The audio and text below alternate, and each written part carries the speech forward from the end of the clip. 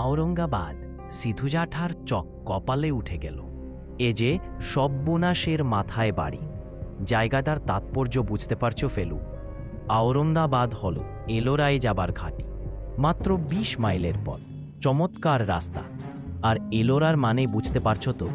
এলোরা হল ভারতের সেরা আর্টের ডিপো। পাহাড়ের গা থেকে কেটে বার করা কৈলাসের মন্দির, যা দেখে মুখের কথা আপন থেকেই বন্ধ হয়ে যায়।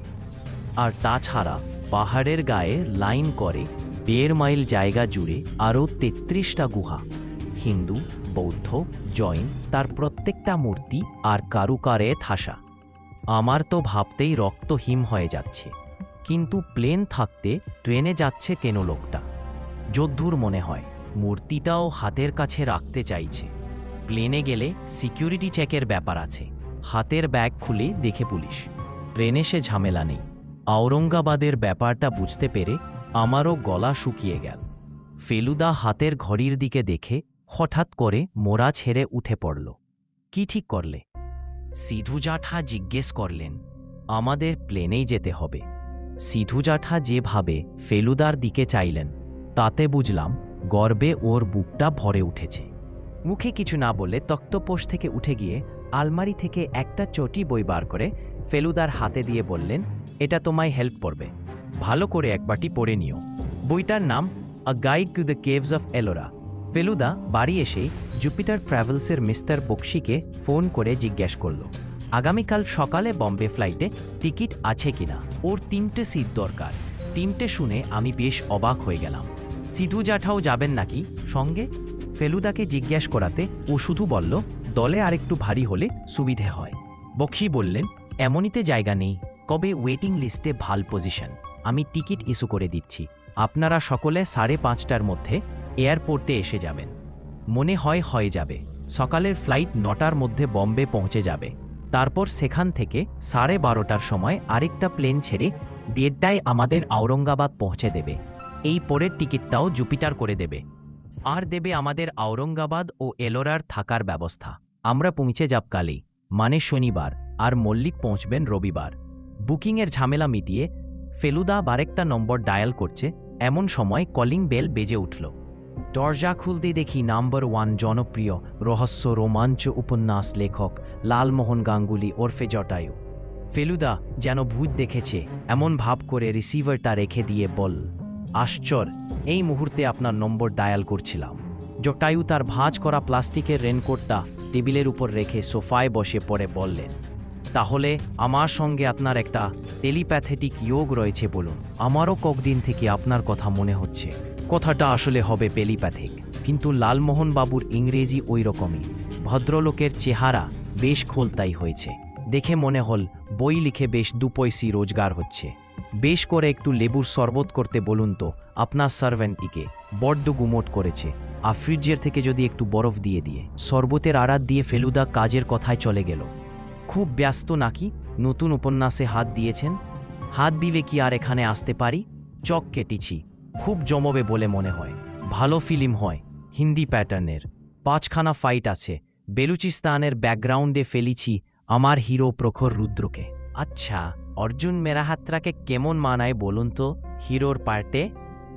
অবশ্যই আপনি যদি অ্যাক্টিং করতে রাজি হন তাহলে তো। আমি হিন্দি জানি না। যাই হাক, আপাতত আমাদের সঙ্গে আসুন, কৈলাসটা ঘুরে আসি। ফিরে এসে না হয় বেলুচিস্তানের কথা ভাববেন। কৈলাস? সে কি মশাই, আপনার কি তিব্বতে কেস পড়ল নাকি? সেখানে তো শুনেছি চীনেদের রাজ্যত্ব। কৈলাস পাহাড় নয়, কৈলাস মন্দির। এলোরার নাম শুনেছেন? ও হাহা, তাই বলুন।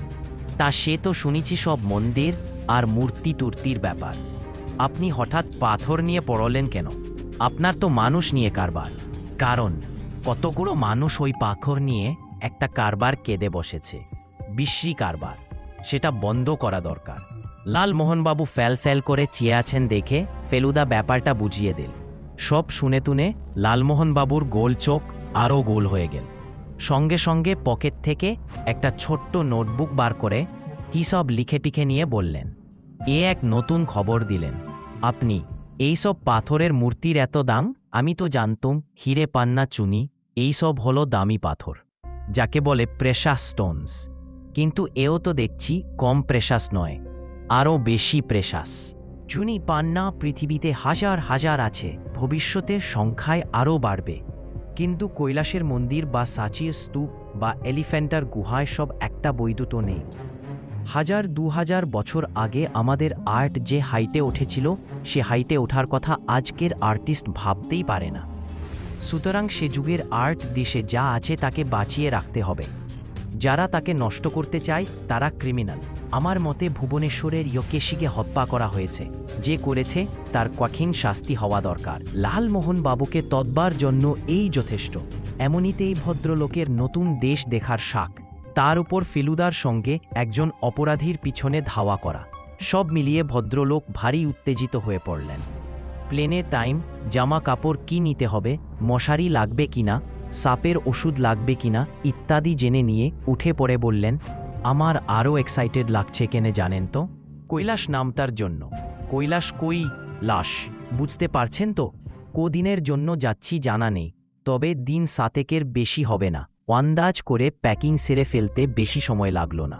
ফেলুদাকে প্রায় তদন্তের ব্যাপারে বাইরে যেতে হয়, তাই ওর একটা আলাদা সুটকেসে কিছু জরুরি জিনিস আগে থেকে প্যাক করে রেডি করা থাকে। তার মধ্যে ওষুধপত্র, first aid box, makeup box, binocular, magnifying glass, camera, ইস্পাতের তৈরি 50 ফুট টেপ, একটা অল পারপাস নাইফ, নানা রকম সরু সরু তারাজা দিয়ে দরকার হলে চাবি ছাড়াই তালা খোলা যায়, একটা নিউম্যান কোম্পানির ব্র্যাডশ রোল প্লেন বাসের টাইম টেবিল, একটা রোড ম্যাপ, একটা লম্বা দড়ি, এক জোড়া হান্টিং বুট। এতে জায়গা যে খুব একটা বেশি নেয়া তা নয়, তাই একই সুটকেসে ওর বাকি জিনিসও ধরে যায়। জামা কাপড় বেশি নেয় না। এককালে পোশাকের শখ ছিল, এখন কমে গেছে। সিগারেট খাওয়াও দিনে 20টা থেকে 10-এ নেমে গেছে। স্বাস্থ্যের ব্যাপারে ওর চিরকালই যত্ন। যোগ ব্যায়াম করে, এক গাদা খায় না, তবে নতুন গুড়ের সন্দেশ বা খুব ভালো মিহিদানা পেলে সংযমের তুয়ক্কা রাখে না। ফেলুদার কাছে টুইস্ট ডিপার্টমেন্টের অনেকগুলো চটি বই ছিল, তার মধ্যে বিবার যেগুলো লগতে পারে তার কয়েকটা নিয়ে আমি উলটে পালটে দেখে নিলাম।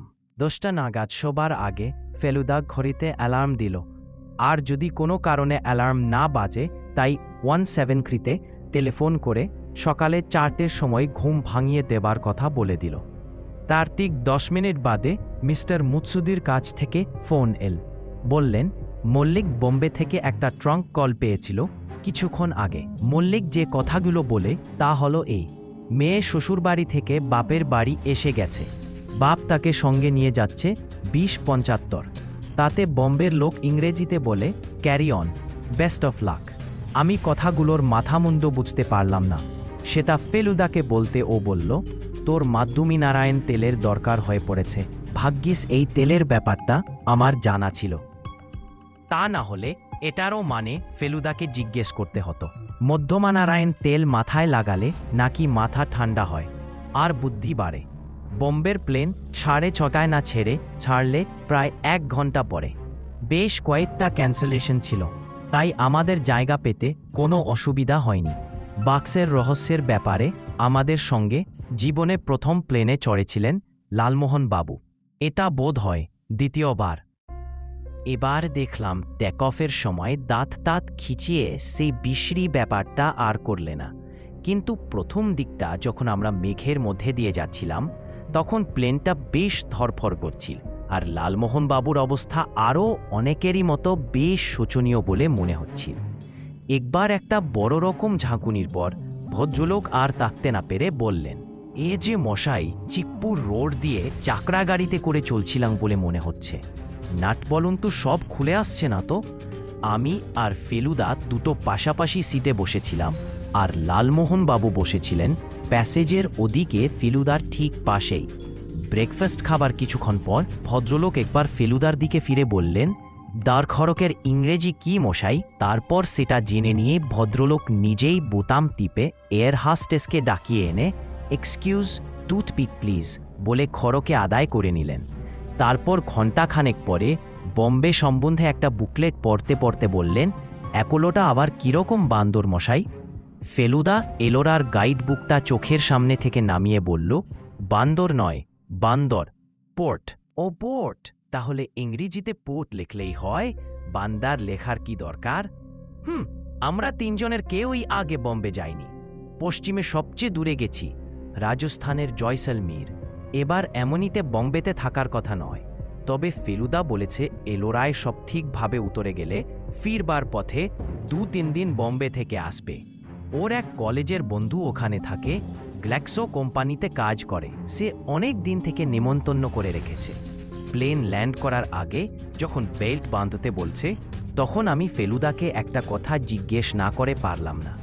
বললাম, মল্লিকের কাল রাত্রে টেলিফোনের ব্যাপারটা একটু বুঝিয়ে দেবে? ফেলুদা যেন আকাশ থেকে পড়ল। সে কি রে তুই, ওটা সত্যিই বুঝিসনি? ওহো, মেয়ে শ্বশুর বাড়ি থেকে বাপের বাড়ি চলে এসেছে। মেয়ে হলে যক্ষীর মাথা, শ্বশুর বাড়ি হলে সিলভার স্টাইন, যে মাথাটি কিনেছিল, আর বাপের বাড়ি হলে মল্লিক, যার কাছে মাথাটা ছিল। বুঝিয়ে দিলে সত্যিই জলের মতো সোজা। বললাম, আর 2075, ওটা ল্যাটিটিউড আর লঙ্গিটিউড। ম্যাপ খুলে দেখবি ওটা অরঙ্গাবাদে পড়ছে। স্যান্টাক্রুজ এয়ারপোর্টে নামলাম 10টার সময়। 2.5 ঘন্টা করে আবার প্লেন ধরতে হবে, তাই শহরে যাবার কোনো মনে হয় না। যদিও আকাশ থেকে শহরের গমগমে চেহারা দেখে চোখ এরা হয়ে গেছে। এয়ারপোর্টের বাথরুমে হাত মুখ ধুয়ে রেস্টুরেন্টে ভাত আর মুরগির কারি খেয়ে আওরঙ্গাবাদ যাবার প্লেনে উঠলাম পয়নে 1টায়। মাত্র 11 জন যাত্রী। ফেলুদা বলল, এটা ট্যুরিস্ট সিজন নয়, তাই এত কম লোক। আওরঙ্গাবাদে যারা যায় তারা অনেকেই নাকি আজন্তা, এলোরা দেখতেই যায়। এবার আমি আর লালমোহনবাবু পাশাপাশি, আর প্যাসেজের উল্টা দিকে ফেলুদা, আর তার পাশে একজন মাঝবয়সী ভদ্রলোক। তার চোখে মোটা কালো চশমা, নাকাটা খাড়ার মতো লম্বা, আর ব্যাকা আর চড়া কপালের পিছন দিকে একরাশ কাঁচা পাকা ঢেউ খেলানো চুল, ব্যাগ ব্রাশ করে আঁচড়ানো। আওরঙ্গাবাদের খুদে এয়ারপোর্টে নেমে ভদ্রলোকের সঙ্গে আলাপ হলো। না, কিন্তু তার নাকি গাড়ি আসার কথা ছিল, আসেনি। তাই উনি আমাদের সঙ্গে এয়ারলাইন্সের বাসে শহরে এলেন। বাঙালি বলে মনে হয়নি, তাই যখন ফেলুদার সঙ্গে বাংলায় কথা বললেন তখন বেশ অবাক লাগল। কোথায় উঠছেন? ফেলুদাকে জিজ্ঞেস করলেন ভদ্রলোক। আওরঙ্গাবাদ হোটেল। আমিও তাই। এদিকে কি, বেড়াতে? হ্যাঁ, সেই রকমই। আপনি? আমি এলোরা নিয়ে একটা বই লিখছি। আগে আরেকবার গেছি, এটা দ্বিতীয়বার। ইন্ডিয়ান আর্ট হিস্ট্রি পড়াই মিশিগানে। ছাত্রদের উৎসাহ আছে আগের চেয়ে অনেক বেশি। আজকাল তো ইন্ডিয়ার দিকেই চেয়ে আছে ওরা, বিশেষত ইয়াং জেনারেশন। বৈষ্ণব ধর্মের খুব প্রভাব শোনা যাচ্ছে। ফেলুদা একটু ঠাট্টার সুরেই প্রশ্নটা করেছিল। ভদ্রলোক হেসে বললেন, হরে কৃষ্ণর কথা বলছেন তো? জানি, তবে ওরা কিন্তু খুব সিরিয়াস। মাথা মুড়িয়ে, ফোঁটা কেটে, ধুটির কোঁচটা দুলিয়ে কেমন খোল করতাল বাজায় দেখেছেন তো? চোখে না দেখে দূর থেকে শুনলে খানটি কীর্তনের দল বলে ভুল হবে। এয়ারলাইন্স অফিসের পাশেই আওরঙ্গাবাদ হোটেল পৌঁছতে লাগল। মাত্র 15 মিনিট। ছোট হোটেল, তবে থাকার ব্যবস্থা বেশ ভালো। খাতায় নাম আসটাম লিখে আমরা দুজন গেলাম। 11 নম্বর ঘরে লালমোহনবাবু 14। ফেলুদা স্যান্টাক্রুজ থেকে একটা বম্বের কাগজ কিনেছিল।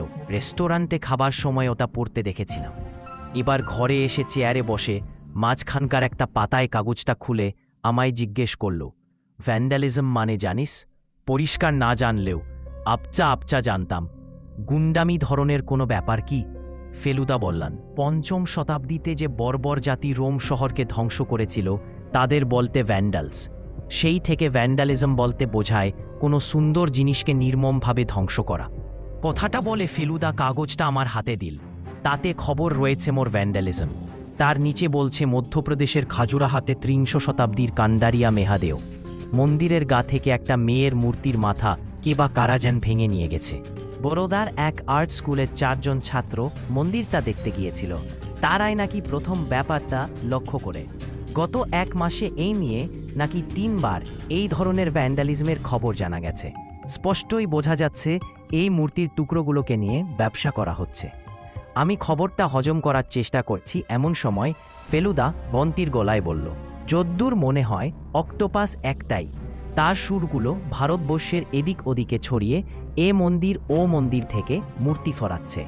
যে কোনো একটা গুণকে জখম করতে পারলেই সমস্ত শরীরটা ধরফর করে উঠবে। এই জখম করাটাই হবে আমাদের লক্ষ্য। আওরঙ্গাবাদ ঐতিহাসিক শহর।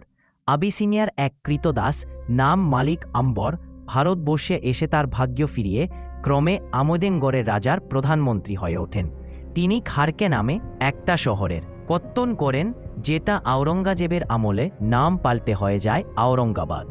মোগল আমলের চিহ্ন ছাড়াও এখানে রয়েছে প্রায় ১৩০০ বছরের পুরনো ৮-১০টা বৌদ্ধ গুহা, যার ভেতরে দেখবার মতো কিছু মূর্তি রয়েছে। যে ভদ্রলোকটির সঙ্গে আজ আলাপ হলো, তিনি বিকেলে আমাদের সঙ্গে আরেকটু বেশি ভাব জমাতে আমাদের ঘরে এসেছিলেন। একসঙ্গে চা খেতে খেতে ভদ্রলোক বললেন, এই সব গুহার মূর্তির সঙ্গে নাকি এলোরার মূর্তির খানিকটা মিল আছে। আপনারা কাল যদি সময় পান একবার দেখে আসবেন। আজ অল্প অল্প বৃষ্টি পড়ছে। কাল সকালে দিন ভালো থাকলে আমরা সেই গুহাগুলো আর তার কাছে আওরঙ্গজেবের রানীর স্মৃতিস্তম্ভ বিবিকা মাকবার দেখে আসবেন। আমাদের কাল দুপুরটা পর্যন্ত থাকতেই হবে, কারণ 11টার সময় জয়ন্ত মল্লিকের আসার কথা। আমাদের বিশ্বাস তিনি এলোরা যাবেন এবং আমরা যাব তাকে ফলো করে।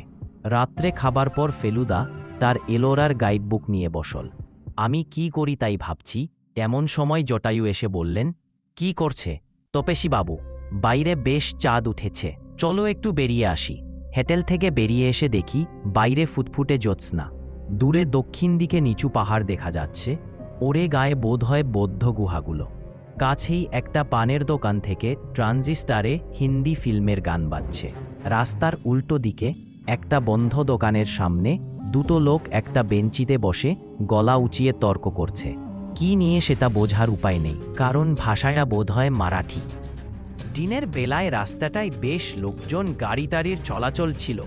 এখন এই 10টার মধ্যেই সব কেমন যেন ঝিমিয়ে পড়েছে। দূর থেকে একটা ট্রেনের হুইসেল শোনা গেল। একটা পাগড়ি পরা লোক সাইকেল করে বেল বাজাতে বাজাতে আমাদের সামনে দিয়ে চলে গেল। কোথেকে জানি একটা লোক এ মধুকর বলে চেঁচিয়ে উঠল।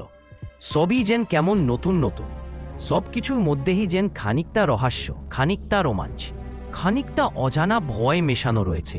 আর তার মধ্যে লালমোহনবাবু আমার কানের কাছে মুখে এনে ফিসফিস করে বললেন, শুভঙ্কর বোসকে দেখতে একটু সাসপিশাস বলে মনে হচ্ছে না তোমার? বলতে ভুলে গেছি, ওই বাঙালি প্রফেসরটির নাম হলে শুভঙ্কর বাস। আমি বললাম, কেন? ওর সুটকেসের মধ্যে কি আছে বলো তো? ৩৫ কিলো ওজন হয় কি করে? ৩৫ কিলো? আমি তো অবাক। বম্বেতে প্লেনে ওঠার আগে মাল ওজন করছিল। আমার সামনেই উনি ছিলেন। আমি দেখেছি ৩৫ কিলো, যেখানে তোমার দাদারটা ২২, তোমারটা ১৪, আমারটা ১৬। ভদ্রলোককে অতিরিক্ত মালের জন্য বেশ কিছু টাকা দিতে হলে। এ খবরটা আমি জানতাম না, অথচ বাক্সটা বেশি বড় নয় ঠিকই। কি আছে ওটার মধ্যে? পাথর লালমোহনবাবু নিজেই ফিসফিস করে নিজের প্রশ্নের উত্তর দিয়ে দিলেন। কিংবা পাথর ভাঙার জন্য লোহার সব যন্ত্রপাতি। তোমার দাদা বলছিলেন, না এইসব মূর্তি চুরির পেছনে একটা দল আছে। আমি বলছি উনি সেই দলের একজন। ওর নাকটা দেখেছি, ঠিক ঘনশ্যাম কর্কটের মতো। ঘনশ্যাম কর্কট সে আবার কে? হো হা, তোমাকে বলা হয়নি, আমার নতুন গল্পের ভিলেন। তার নাকের বর্ণনা কিরকম দেব জানতো? পাশ থেকে দেখলে মনে হয় ঠিক যেন জলের উপর বেরিয়ে থাকা হাঙ্গরের দানা। জটায়ু আমার মাথাটা গন্ডগোল করে দিলেন। আমার কিন্তু শুভঙ্কর বোসকে এতই সন্দেহ হয়নি, কারণ যে লোক আর্ট সম্বন্ধে এত জানেন। অবশ্যই এখন ভাবলে মনে হচ্ছে ভারতবর্ষের নামকরা মন্দিরগুলো থেকে যারা মূর্তি চুরি করবে তাদেরও তো আর্ট সম্বন্ধে কিছুটা জানতেই হবে। ভদ্রলোকের চেহারার মধ্যে সত্যিই একটা ধারালো ভাব আছে। তোমায় বলে দিলুম। লালমোহন বাবু বললেন, এবার থেকে খালি একটু চোখে চাখে রেখা। আমাকে আজকে একটা ল্যাবেন্সেস অফার করেছিলেন, নিলুম না। যদি ২০-২০ মেশানো থাকে, কুমার দাদাকে বলো ওর নিজের পরিচয়টা যেন গোপন রাখেন। উনি রাত্রে ফেলুদাকে শুভঙ্কর বোসের বাক্সের ওজনের কথাটা বলতে ও বলল ৩৫ নয় ৩৭ কিলো। জটায়ুকে বলে দিস যে শুধু পাথরেরই ওজন হয় না, বইয়েরও হয়। আমার বিশ্বাস লোকটা পড়াশুনো করার জন্য সঙ্গে অনেক বই এনেছে। পরদিন সকালে ৬:৩০টায় ট্যাক্সি করে বেরিয়ে আমরা প্রথমে এখানকায় নকল তাজমহল বিবিকা মকবরা দেখে তারপর বৌদ্ধ গুহা দেখতে গেলাম। গাড়ি থেকে নেমে পাহাড়ের গা দিয়ে অনেকগুলো সিঁড়ি উঠে তারপর গুহায় পৌঁছানো যায়। আমাদের সঙ্গে শুভঙ্কর বোসও রয়েছেন। সমানে আর্ট সম্বন্ধে জ্ঞান দিয়ে চলেছেন। তার অর্ধেক কথা আমার এ কান দিয়ে ঢুকে ও কান দিয়ে বেরিয়ে যাচ্ছে, বাকি কথা কোনো কানেই ঢুকছে না। লোকটাকে অনেক চেষ্টা করেও চোর বদমাইশ হিসাবে ভাবতে পারছি না, যদিও লালমোহন বাবু বারবার আড়া চোখে তাকে দেখছেন, আর তার ফলে সিঙ্গিতে হোঁচট খাচ্ছেন। আমরা ছাড়া আরও দুজন লোক আমাদের আগেই সিঙ্গি দিয়ে উঠে গেছেন। তার মধ্যে একজন রংচঙ্গে হাইওয়ান শার্ট পরা এক টেকো সাহেব, আর আরেকজন নিশ্চয়ই ট্যুরিস্ট ডিপার্টমেন্টের মাইনে করা গাইড। ফেলুদা তার নকশা করা জোলাটা থেকে তার পেন্ট্যাক্স ক্যামেরাটা বার করে মাঝে মাঝে ছবি তুলছে। কখনো পাহাড়ের ওপর থেকে শহরের ছবি, কখনো বা আমাদের ছবি। আমাদের দিকে ক্যামেরা তাক করলেই লালমোহনবাবু থেমে গিয়ে সোজা হয়ে দাঁড়িয়ে হাসি হাসি মুখ করে পোজ দিচ্ছেন। শেষটায় আমি বাধ্য হয়ে বললাম যে হাঁটা অবস্থাতে ছবি ওঠে, আর না হাসলে অনেক সময় ছবি আরও বেশি ভালো ওঠে। গুহার মুখে পৌঁছে ফেলুদা বলল, তোরা দেখ আমি কটা ছবি তুলে আসছি। শুভঙ্কর বাবু বললেন, 2 নম্বর আর 7 নম্বরটা মিস করবেন না। 1 থেকে 5 এই কাছাকাছির মধ্যেই পাবেন, আর 6 থেকে 9 হল এখান থেকে হাসে মাইল পূব দিকে পাহাড়ের গা দিয়ে রাস্তা পাবেন। একে জুন মাস, তার উপর ঝলমলে রোদ, তাই বাইরেটা বেশ গরম লাগছিল, কিন্তু গুহার ভিতরে ঢুকে দেখি বেশ ঠান্ডা। 1 নম্বরটায় বিশেষ কিছু নেই, আর দেখেই বোঝা যায় সেটার কাজ অর্ধেক করে বন্ধ হয়ে গিয়েছিল, আর যেটুকু তৈরি ছিল তারও খানিকটা অংশ ভেঙে পড়ে গেছে। শুভঙ্কর বাবু তাও ভাবি আগ্রহের সঙ্গে বারান্দার থাম, সিলিং ইত্যাদি দেখে খাতায় কী সব নোট করে নিতে লাগলেন। আমি আর লালমোহনবাবু 2 নম্বর গুহায় গিয়ে ঢুকলাম। ফেলুদা আমার সঙ্গে একটা টর্চ দিয়ে দিয়েছিল। বারান্দা পেরিয়ে গুহার মধ্যে ঢুকে টর্চটা জ্বালতে হলো। বেশ বড় একটা হল ঘর, তার শেষ মাথায় একটা প্রকাণ্ড বুদ্ধ মূর্তি। দুপাশের দেয়ালে টর্চ ফেলে দেখি সেগুলিতেও চমৎকার সব মূর্তি খোদাই করা হয়েছে। লালমোহনবাবু মন্তব্য করলেন, কখনকার আর্টিস্টের শুধু আর্টিস্ট হলে চলন্ত না, বুঝলে হে তো বেশ, সেই সঙ্গে গায়ের জোরও থাকতে হন। হাতুড়ি আর চেনি দিয়ে পাহাড়ের গায়ের পাথর ভেঙে তৈরি করতে হয়েছে। এসব মূর্তি চারটিখানি কথা নয়। 3 নম্বরের ভিতরে ঢুকে দেখি আরও বড় একটা হলঘর, আর সে ঘর সে গাইডের বকবকানিতে এমন গম গম করছে যে সেখানে টেকা দেয়। বাইরে বেরিয়ে এসে লালমোহনবাবু বললেন, তোমার দাদা কেলেন কোথায়? তাকে তো দেখেছি না। সত্যিই তো, ফেলুদা কোথায় গিয়ে ছবি তুলছে, আর শুভঙ্কর বাবুই বা কোথায়? চলো এগিয়ে চলো, বললেন লালমোহনবাবু।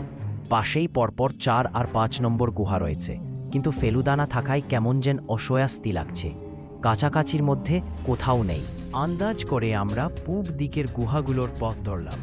প্রায় আধ মাইল হাঁটতে হবে, কিন্তু যাওয়া ছাড়া কোনো উপায় নেই। পাহাড়ের গায়ে গাছপালার চেয়ে পাথর আর ঝোপঝাড়ি বেশি। ঘড়িতে মাত্র 8:30, তাই রোদের তেজ এখনও তেমন বেশি নয়। 10টার বেশি দেরি করা চলবে না, কারণ 11টার গাড়িতে জয়ন্ত মাল্লিক আসবেন। মিনিট 15 হাঁটার পর রাস্তা থেকে কিছুটা উপর দিকে একটা গুহা দেখতে পেলাম। এটা বাদ হয় 6 নম্বর। পথে ফেলুদার কোনো চিহ্ন দেখতে পাইনি। লালমোহনবাবু গোয়েন্দার ভঙ্গিতে মাঝে মাঝে রাস্তার উপর ঝুঁকে পড়ে পায়ের ছাপ খোঁজার বৃথা চেষ্টা করছেন। এ ধরনের পাহাড়ে পথে এমনিতেই বৃষ্টির জল দাঁড়ায় না, কার উপরে সকাল থেকে একটানা 2 ঘন্টা রোদ হয়ে রয়েছে। রাস্তা একেবারে শুকনো খটখটে, আর এগুনের কোনো মানে আছে কি? তার চেয়ে ওর নাম ধরে ডাকলে কেমন হয়? ফেলুদা, ফেলুদা, প্রদোষবাবু, ফেলুবাবু, ও মিস্টার মিত্তির। কোনো উত্তর নেই। আমার পেটের ভিতরটা খালি খালি লাগছে। পাহাড়ের গা বেয়ে উঠে ওপর দিকে কোথাও চলে গেল নাকি? কোনো কিছু সন্ধান পেয়েছে কি? জরুরি কিছু, যার ফলে আমাদের কথা ভুলে গিয়ে তদন্তের কাজে লেগে যেতে হয়েছে? লালমোহনবাবু মাথা নেড়ে বললেন, এদিকে নেই, থাকলে ডাক শুনতে পেতেন। নিশ্চয় ওদিকেই আছেন। চলো ফিরে চলো, এবার দেখা পাপ নিখাট। তোমার দাদা তো আর খামখেয়ালি নন, বা কাঁচা কাজ করার লোক নন। চলো। আমরা উল্টো মুখে ঘুরলাম। কিছু দূর গিয়েই সেই সাহেব আর তার গাইডের সঙ্গে দেখা হল। এরা 1 থেকে 5 শেষ করে ছায়ের দিকে চলেছে। বেশ বুঝলাম গাইডের কথার ঠেলায় সাহেবের অবস্থা তাহিল। ওই তো শুভঙ্কর বাবু। লালমোহন বাবু বলে উঠলেন। ভদ্রলোক অন্যমনস্কভাবে আমাদের দিকেই এগিয়ে আসছেন। জটায়ুর গলা শুনে মুখ তুললেন। আমি ব্যস্তভাবে ভদ্রলোকের দিকে এগিয়ে গিয়ে জিজ্ঞেস করলাম, আমার দাদাকে দেখেছেন কি? কই না তো। উনি যে বললেন ছবি তুলতে যাবেন, কিন্তু ওকে তো দেখছি না। আপনি গুহাগুলো? কেভের মধ্যে নেই। আমি সবগুলো দেখে আসছি। আমার ভয় ভয় ভাব দেখেই বোধ হয় ভদ্রলোক সৎনা দেবার সুরে বললেন, কোথায় আর যাবেন? পাহাড়ের ওপর দিকে কোথাও গেছেন হয়তো। শহরটার একটা ভালো ভিউ পাওয়া যায় ওপর থেকে। একটু এগিয়ে গিয়ে জোরে ডাক দাও, ঠিক শুনতে পাবেন। শুভঙ্কর বোস 6 নম্বর কেভের দিকে চলে গেলেন। গীতিক ভাল লাগছে না তপেশ। এলোরা নায়েতি একটা চিন্তার কারণ ঘটবে এটা ভাবিনি।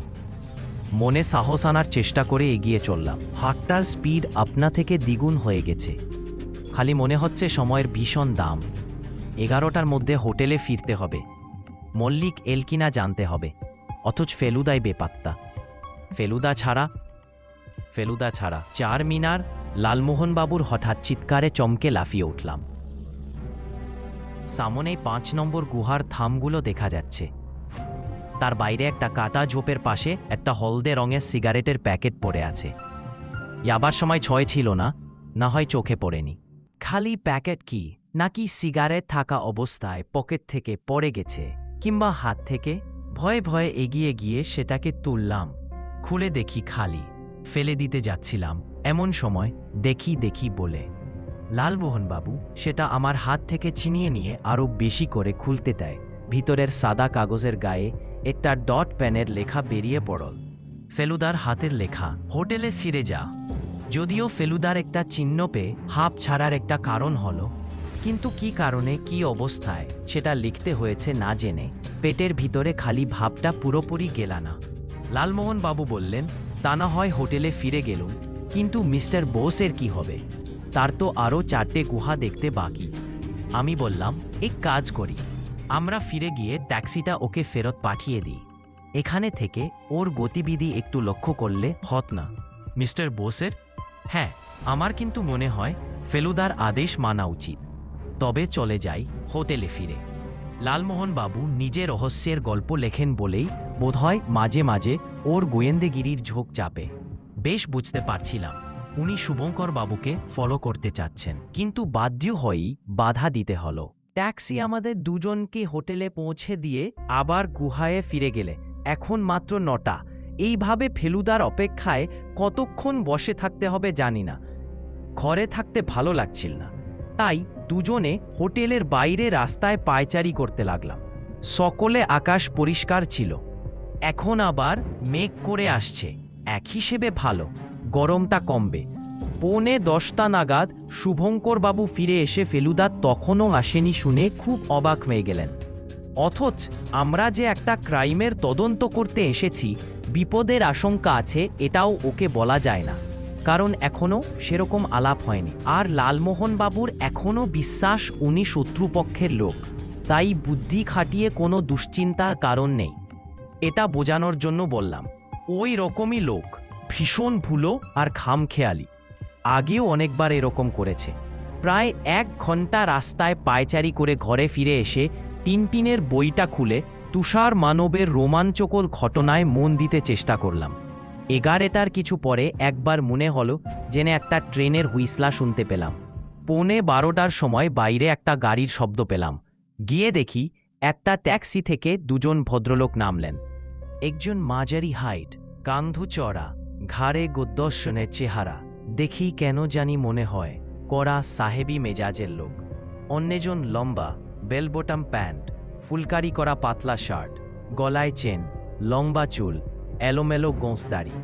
এরা দুজন ট্যাক্সি শেয়ার করে এসেছেন। একজোটে ভাড়া চুকিয়ে দিলেন। লম্বার সঙ্গে একটা নতুন ক্যানভাসের ব্যাগ আর ঘাড়ে গদ্দানের সঙ্গে পুরনো চামড়ার স্যুটকেস। মাল নিয়ে দুজনে হোটেলে ঢোকার সঙ্গে সঙ্গে আরেকটা ট্যাক্সি এসে পড়ল। দরজা খুলে নামলেন জয়ন্ত মল্লিক। তাকে দেখে যতটা নিশ্চিন্ত হলাম তার চেয়েও বেশি অবাক হলাম ফেলুদার কাণ্ড দেখে। এরকম অবস্থায় কি এর আগে পড়েছি কখনো? মনে তো পড়ে না। আরও 10 মিনিট ফেলুদার অপেক্ষায় দাঁড়িয়ে থেকে শেষটায় অগত্যা হোটেলে ফিরে গিয়ে লালমোহনবাবুর ঘরের দরজায় টোকা মারলাম। উনি দরজা খুলেই চোখ গোল করে বললেন, আমি এতক্ষণ বাইরে বারান্দায় দাঁড়িয়েছিলাম। দারুণ সাসপিশাস সব লোকেরা এসে পড়েছে। এরা সবাই কি এলোরা যাবে নাকি? একটা তো একেবারে হিপি না হিপো না, কি বলে ঠিক সেই রকম। মিগতি গাছ টাজ খায়, লম্বা চুল, অ্যালোপাথারি দাড়ি গোঁফ। আমি জানি লালমোহন বাবু কার কথা বলছেন। আমি বললাম, মিস্টার মাল্লিকও এসে বটে, এরকম দেখতে বলবে তো? আমি বর্ণনা দিতেই ভদ্রলোক বললেন, লোকটা আমার পাশের ঘরে রয়েছে। আমি দেখেই ডাউট করেছিলাম, কারণ ওর সুটকেসটা বইতে হোটেল বেয়ারার কাঁধ বেঁকে গেল। ওর মধ্যেই তো ইয়ক্ষির মাথাটা রয়েছে। আমি ফেলুদার কথা ছাড়া আর কিছুই ভাবতে পারছি না। তাই বললাম, ইয়ক্ষির মাথার চেয়েও দরকার ফেলুদার সন্ধান পাওয়া। এলোরা ইয়াবার কোনো ব্যবস্থা এখনও হয়নি, অথচ মল্লিক নিশ্চয়ই বসে থাকার জন্য আসেনি। আমরা ইয়াবার আগে সে যদি গিয়ে আরেকটা মূর্তি টুর্তি ভেঙে, ওটা কি? লালমোহনবাবু চাপা গলায় প্রশ্নটা করে আমার কথা থামিয়ে দিলেন। তিনি চেয়ে আছেন দরজার দিকে। আমি ঘরে ঢুকে দরজাটা বন্ধ করে দিয়েছিলাম। এখন দেখছি তার তলা দিয়ে কে যেন একটা ভাঁজ করা সাদা কাগজ ঢুকিয়ে দিয়েছে। এক লাপে গিয়ে কাগজটা তুলে ভাঁজ খুললাম। 3 লাইনের চিঠি, ফেলুদার হাতের লেখা। 1:30টার সময় সব মাল নিয়ে দুজনে হোটেল বাইরে গিয়ে 530 নম্বর কালো অ্যাম্বাসেডর ট্যাক্সির জন্য অপেক্ষা করবি। লাঞ্চ সরে নিস, হোটেল ভাড়া অ্যাডভান্স দেওয়া আছে। চিঠিটা পড়েই দরজা খুলে বাইরের বারান্দায় বেরিয়ে এলাম। কেউ নেই। একটুক্ষণ দাঁড়াতেই পাশের ঘর থেকে মল্লিক বেরিয়েও ব্যস্তভাবে অফিসের দিকে চলে গেল। আমার সঙ্গে একবার চোখাচোখি হলো, কিন্তু মনে হল না যে ভদ্রলোক চিনতে পেরেছেন। ঘর খালি, দরজা খোলা। একবার যাব নাকি? ইয়ক্ষীয় মাথাটা যদি। লালমোহন বাবুর সাহস বড় বেড়ে গেছে। বললাম, 1টা বাজে, আমার মনে হয় আপনার তৈরি হয়ে নেওয়া উচিত। আমিও যাই। 1:25-এ লাঞ্চ সেরে ফেলুদার সুটকেস সমেত আমাদের মাল নিয়ে বাইরে গিয়ে দাঁড়ালাম। লালমোহনবাবু গেই ফাঁকে রাস্তার উল্টো দিকের একটা দোকান থেকে পান কিনে আনলেন। মিঠে পান পাওয়া যায় না, এ হলো সাদা মগাই পান। কলকাতায় কখনো খাই না, কিন্তু এখানে দিব্যি লাগছে। একটা ট্যাক্সি এল, কালো নয়, সবুজ, নম্বরও মিলছে না। ড্রাইভারটা বাইরে বেরিয়ে হাত দুটো মাথার উপর তুলে আট ভাঙল। 3 মিনিট পরে আরেকটা ট্যাক্সি, কালো অ্যাম্বাসেডর, নম্বর 530। আমরা দুজনে মাল নিয়ে এগিয়ে গেলাম। মিস্টার মিটার কা পার্তি? পাঞ্জাবি ড্রাইভার জিজ্ঞেস করো। হ্যাঁ হ্যাঁ, জটায়ু বেশ ভারিক্কি চালে হিন্দি মেজাজে উত্তর দিলেন। ড্রাইভার গাড়ির পিছনটা খুলে দিল। সুটকেস 3টে ভিতরে চলে গেল। হোটেল থেকে লোক বেরোচ্ছে। মিস্টার মল্লিক আর শুভঙ্কর বোস এদের একটু আগেই এক টেবিলে বসে লাঞ্চ খেতে দেখেছি। সবুজ ট্যাক্সিতে উঠলেন দুজন। ট্যাক্সিটা দুবার গোঁ গোঁ করে স্টার্ট নিয়ে আদালত রোড দিয়ে পশ্চিম দিকে রওনা দিল। এলোরা যেতে হলে ওই দিকেই যেতে হয়। সাসপেন্সে আমার প্রায় দম বন্ধ হয়ে আসছিল। মাঝে মাঝে ফেলুদার উপর যে একটু রাগও হচ্ছিল না তা নয়, অথচ মন বলছে ফেলুদা খামখেয়ালি লোক নয়। ইয়া করে তা অত্যন্ত ঠান্ডা মাথায় সব দিক বিবেচনা করে করে। আবার লোক, এবার সেই দিশি হিপি, হাতে ক্যানভাসের ব্যাগ, সোজা আমার দিকে এসে চাপা গলায় বলল, উঠে পড়। কিছু বোঝবার আগেই দেখলাম প্রায় ম্যাজিকের মতো আমি গাড়ির ভিতর ঢুকে পড়েছি। সামনে দরজাটা খুলে দিয়ে লালমোহনবাবুর কাঁধে একটা ঠেলা দিয়ে হিপি তাকেও গাড়ির ভিতর ঢুকিয়ে দিল, আর নিজে এসে আমার পাশে ধাপ করে বসে দরজাটা এক টানে বন্ধ করে বলল, চলিয়ে দিন দয়ালজি। ফেলুদা ভাল মেকআপ করতে পারে জানি, কিন্তু এমন আশ্চর্য রকম ভাল পারে, গলার স্বর, হাঁটা চলা, চোখের চাহনি সবকিছু এমনভাবে পাল্টাতে পারে সেটা আমার ধারণাই ছিল না। লালমোহনবাবু অবশ্যই এর মধ্যেই পিছন দিকে হাত বাড়িয়ে ফেলুদার সঙ্গে হ্যান্ডশেক করেছেন। চমক লাগার ফলে বুক ধরফরানির সঙ্গে সঙ্গে পুরো ঘটনাটাও জানতে ইচ্ছে করছিল। কিন্তু ফেলুদা মুখ খুলল একেবারে শহর ছাড়িয়ে খোলা রাস্তায় পড়ে। মামা ভাগনে, উনি সিটি কলেজের ইতিহাসের অধ্যাপক, তুই সিটি স্কুলের ছাত্র, ছবি আঁকার শখ আছে, সামনের বছর কলেজে ঢুকবি, ইতিহাসে অনার্স নিবি, তোর পদবী মুখার্জি। লালমোহনবাবুর নাম চেঞ্জ হচ্ছে না। আপনি এলোরা সম্বন্ধে একটু পড়াশোনা করে নেবেন। মোটামুটি মনে রাখবেন যে কৈলাসের মন্দির তৈরি হয়েছিল 7ম শতাব্দীতে রাষ্ট্রকূট রাজবংশের রাজা কৃষ্ণের আমলে। লালমোহনবাবু কথাটা বিড় করে আওড়ে নিয়ে চলন্ত গাড়িতেই কোনোমতে তার খাতায় নোট করে নিলেন। ভীষণ দায়িত্ব চাপিয়ে দিয়েছে ফেলুদা আমাদের উপর।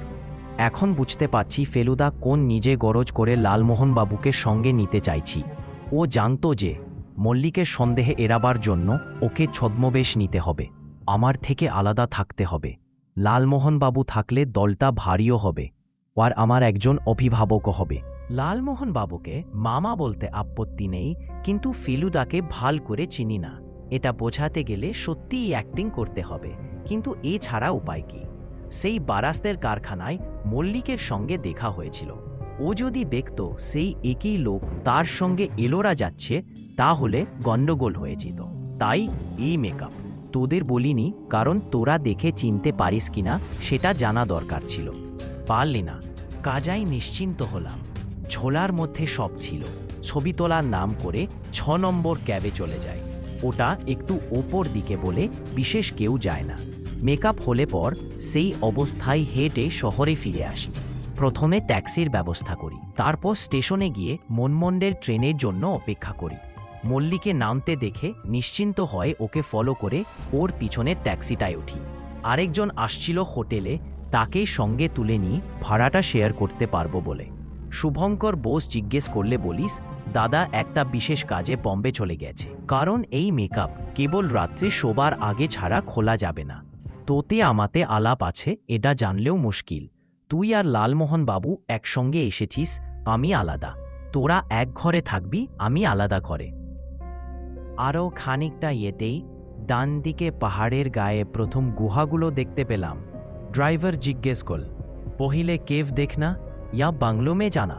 ফেলুদা বল, পहिले বাংলো। বাম দিক দিয়ে একটা রাস্তা খুলদাবাদের দিকে চলে গেছে। গাড়ি সেই রাস্তা দিয়ে ঘুরে গেল। আমি তখনও অবাক হয়ে পাহাড়ের গা থেকে কেটে বার করা সারি সারি গুহাগুলোর দিকে দেখছি। এর মধ্যে কৈলাস কোনটাকে জানে। খুলদাবাদের দুটো থাকার জায়গা আছে, একটা ট্যুরিস্ট গেস্ট হাউস, সেটা ভাড়া বেশি, আর একটা ডাক বাংলো। আমরা বাংলোতেই দুটো ঘর বুক করেছি। যাবার পথে আগে গেস্ট হাউসটা পড়ে, সেটার পাশ দিয়ে যাবার সময় দেখলাম সামনের বাগানের পাশে সবুজ ট্যাক্সিটা দাঁড়িয়ে আছে। তার মানে জয়ন্ত মল্লিক এটাতেই উঠেছেন। গেস্ট হাউসের পরের বাড়িটাই বাংলো, দুটোর মাঝখানে বেড়া দিয়ে ভাত করা। সাইজে বাংলোটা অনেক ছোট, বাহারও কম, কিন্তু বেশ পরিষ্কার পরিচ্ছন্ন। ফেলুদা ট্যাক্সির ভাড়া চুকিয়ে দিয়ে ড্রাইভারকে বলল সে যেন মিনিট 15 অপেক্ষা করে। আমরা জিনিসপত্র রেখে কৈলাসে যাব। ও আমাদের নামিয়ে দিয়ে ঔরঙ্গাবাদ ফিরে যাবে। ডাক বাংলোয় সবশুদ্ধ 4টি ঘর, প্রত্যেকটাই 3টে করে খাট। ফেলুদা ইচ্ছে করলে আমাদের ঘরে থাকতে পারত, কিন্তু থাকলে না। ও নিজের ঘরে যাবার সময় চাপা গলায় বলে গেল, তোর পদবী মুখার্জি, লালমোহন বাবু তোর মেজো মামা, রাষ্ট্রকূট 7th সেঞ্চুরি, রাজার নাম কৃষ্ণ। আমি 10 মিনিটের মধ্যে রেডি হয়ে আসছি। আমাদের ছেড়ে ফেলুদা তার নিজের ঘরে গিয়ে চৌকিদার বলে হাঁক দিল, এমন একটা গলায় যার সঙ্গে ওরা নিজের গলার কোনো মিল নেই। আমরা দুজনে তৈরি হয়ে ঘর থেকে বেরিয়ে মাঝখানের ডাইনিং রুমটিয়ে এসে বুঝতে পারলাম আরেকজন লোক বাংলোয় এসে উঠেছেন।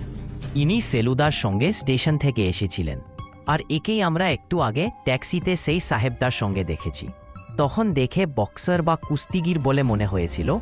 এখন দেখছি চোখের কোণে একটা বুদ্ধি ভরা উজ্জ্বল হাসি হাসি ভাব রয়েছে, যাতে মনে হয় ভদ্রলোক বেশ লেখাপড়া জানেন, এমনকি হয়তো কবি বা সাহিত্যিক বা শিল্পী টিল্পিও হতে পারেন। আমাদের দুজনকে দেখে বললেন, বেঙ্গলি? Yes sir. লালমোহন বাবু জবাব দিলেন, from Calcutta. I am the কি বলে professor of history in the city college, and this is কি বলে মাই নেফিউ। কৈলাস দেখতে আসা হয়েছে, পরিষ্কার বাংলায় বললেন ভদ্রলোক। হা হা, আপনিও বাঙালি 100 বার, তবে কলকাতার নয়, এলাহাবাদের। ভদ্রলোকের বাংলায় একটা টান আছে, যেটা অনেক প্রবাসী বাঙালির মধ্যেই থাকে। আমাদের আর কিছু না বললেও চলতো, কিন্তু ইংরেজি বলতে হবে না জেনে বোধ হয়ে খুশি হয়ে লালমোহন বাবু আরও একগাড়া কথা বলে ফেললেন। ভাবলুম রাজপুত বংশের অতুল কীর্তিটা একবার দেখে আসি। হ্যাঁ, আমার ভাগ্নেটির আবার আর্টের দিকে খুব বলছে বিয়ে পড়ে আর্ট কলেজে ঢুকবে। দিব্যি ছবি আঁকে। বুটো তোমার ড্রয়িং এর খাতাটা সঙ্গে করে নিয়ে নিও। আমি চুপ করে রইলাম। কারণ ড্রয়িংয়ের খাতা আমি আনিনি। ফেলুদাও এই ফাঁকে কাঁধে ঝোলা নিয়ে বেরিয়ে এসেছে। ক্যামেরাটা বাইরে বের করে গলায় ঝুলিয়ে নিয়েছে, কারণ ছবি তাকে তুলতেই হবে। আমাদের তিনজনের উপর একবার চোখ বুলিয়ে নিয়ে সে তার নতুন গলায় নতুন উচ্চারণে বলল, আপনাদের যদি কেভ দেখার ইচ্ছে থাকে তো আমার সঙ্গে আসতে পারেন। ট্যাক্সিটা এখনও রয়েছে। বাহ, খুব সুবিধেই হলো। লালমোহনবাবু বললেন, আপনি যাবেন নাকি ওদিকে? প্রশ্নটা করা হলো এলাহাবাদের বাবুটিকে। বাবু বললেন, আমি পরে যাব। I must have a bath first. বাইরে এসে লালমোহনবাবু শুকনা গলায় বললেন, আরও কিছু ছাড়ুন মশাই, ইতিহাসের স্টপটা আরেকটু না বাড়ালে চলছে না। ফেলুদা বলল, ভারতবর্ষের বিশেষ বিশেষ ঐতিহাসিক পিরিয়ডগুলোর নাম জানা আছে আপনার? তার মানে এই যেমন মর, সুং, গুপ্ত, কুষাণ, চোল বা এদিকে পাল বংশ, সেন বংশ, এগুলো জানেন? লালমোহন বাবুর মুখ ফ্যাকাশে হয়ে গেল। ট্যাক্সিতে উঠে বললেন, একটা কথা বলবো মশাই, এমনও তো হতে পারে যে আমি কানে খাটু। কেউ কথা বললে যদি ঠিকমতো না শোনার ভান করি তাহলেই তো ল্যাথা চুকে যায়। আপত্তি নেই যদি অভিনয়টা ঠিক হয়, আর যদি সেটা মেনটেন করে যেতে পারেন, সেটা মশাই ইতিহাস আওড়ানোর চেয়ে ঢের সহজ। দেখলেন তো, কুট বলতে পুট বেরিয়ে গেল। গেস্ট হাউসের পাশ দিয়ে যাবার সময় দেখলাম জয়ন্ত মল্লিক বাইরে বেরিয়ে এসে পকেটে হাত দিয়ে বাংলোর দিকে চেয়ে আছে, আর সবুজ ট্যাক্সিটা তখনও দাঁড়িয়ে আছে। ফেলুদা যেন মল্লিককে দেখেই তার ঝোলাটায় হাত ঢুকিয়ে একটা ছোট্ট চিরুনি বার করে আমায় দিয়ে বলল, সিংথিটা ডান দিকে করে নেত, পোস্ট্রেন টিন্ট একটু চেঞ্জ হবে। উইন্ডো স্ক্রিনের আয়নায় দেখে চুলটা অন্যদিকে ফিরিয়ে নিলাম। শুধু সিংথির এদিক ওদিকেই যে মানুষের চেহারা একটা বদলে যায় সেটা আমার ধারণা ছিল না। বাংলোয় যাবার রাস্তাটা যেখানে এসে বড় রাস্তায় পড়েছে, সেখান থেকে আরেকটা রাস্তা পাহাড়ের উপর দিয়ে একটা পাক খেয়ে খানিকটা গিয়েই সামনে বিখ্যাত কৈলাসের মন্দির।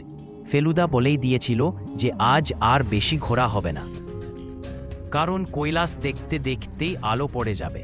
ট্যাক্সি আমাদের নামিয়ে দিয়ে ঔরঙ্গাবাদ চলে গেল।